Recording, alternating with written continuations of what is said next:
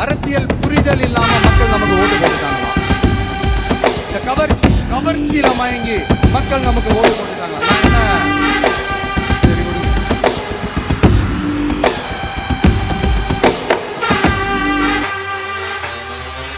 மக்கள் அவங்களுக்கு ஓட்டு போட்டா அந்த மக்கள் நல்லவங்களா? அதே மக்கள் நமக்கு ஓட்டு போட்டா அந்த மக்கள் கெட்டவங்களா? தற்குறியா? இதே மக்கள் தான் இத்தனை வருஷமா உங்களுக்கு ஓட்டு போட்டு இருந்தாங்க. உங்களுக்கு மட்டும் என்ன, வேற ஏதாவது பிளானட்ல இருந்து தூக்கி ஓட்டு போட்டு போனாங்களா? தற்குறியாமா? தற்குறி நல்லா வருது வேணான்னு பாக்குறேன். எங்க அண்ணன் விஜயகாந்த் அண்ணன் சொல்ற மாதிரி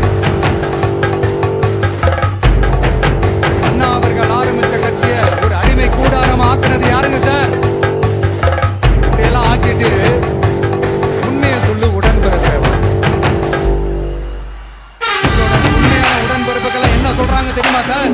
திமுக ஆனதுக்கு காரணம், அந்த காரணத்தை வெளியில எல்லாம் போய் தேடாதீங்க, உங்க குடும்பத்துக்குள்ளே கேளுங்கிறாங்க. உங்களுக்காக மாடா உழைச்சி தேஞ்சு போய் கிடக்கிறோம். திமுக இப்படி ஆனதுக்கு காரணம் உழைக்காம சொகுசா இருக்கிற உங்க குடும்பத்துக்குள்ளேயே போய் கேளுங்கிறாங்க. ஒவ்வொரு திமுக தொண்டனும் அதை சொல்றாங்க.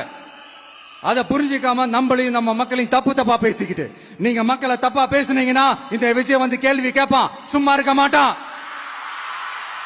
இந்த விஜயும் தமிழ்நாட்டு மக்களும் வேறு வேறு இல்லை. இந்த விஜய் தான் தமிழ்நாட்டு மக்களோட ஒரு உண்மையான ஒரே பிரதிநிதி.